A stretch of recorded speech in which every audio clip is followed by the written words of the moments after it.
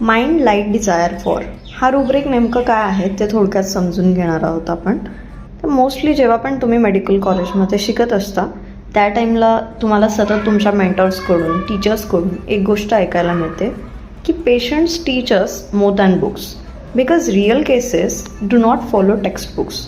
म्हणजे बुक्स तुम्हाला नॉलेज देतात राईट, पण पेशंट्स तुम्हाला क्लिनिकली ट्रूथ बघायला शिकवतात. Every patient is a living textbook if you know how to read it of course. तर लास्ट वीकमध्ये माझ्याकडे एक पेशंट आलं होतं रिनल कॅल्क्युलायचं. त्यांना 3.5 mm स्टोन होता राईट किडनीमध्ये.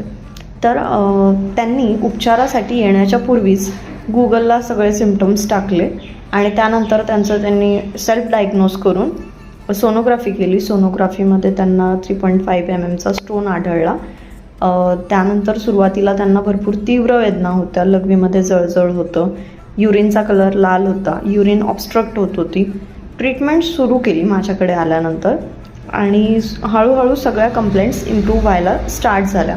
पेन खूप कमी झालं, बर्निंग कमी झालं, युरिनचा फ्लो बेटर झाला, मेंटली पण त्यांना स्टेबल वाटायला लागलं असं मला वाटत होतं.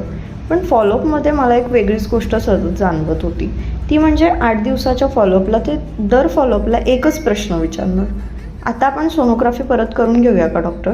स्टोनचा साईज नेमकं आत्ता किती आहे, किती मॅमनी वाढला आहे, कमी झाला आहे की आहे तसाच आहे, हे पुन्हा चेक करूया आपण.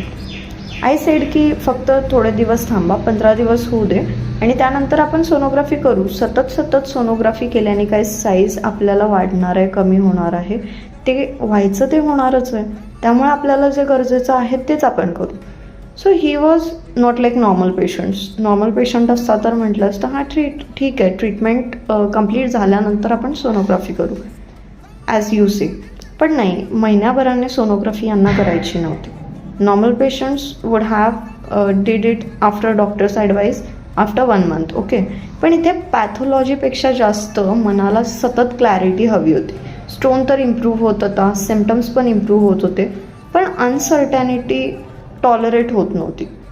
अनसर्टॅनिटी म्हणजे त्यांना फक्त बरं वाटणं हे पुरेसं नव्हतं, त्यांना रिपीटेडली कन्फर्म करायचं होतं. So rubric I took was mind light desire for.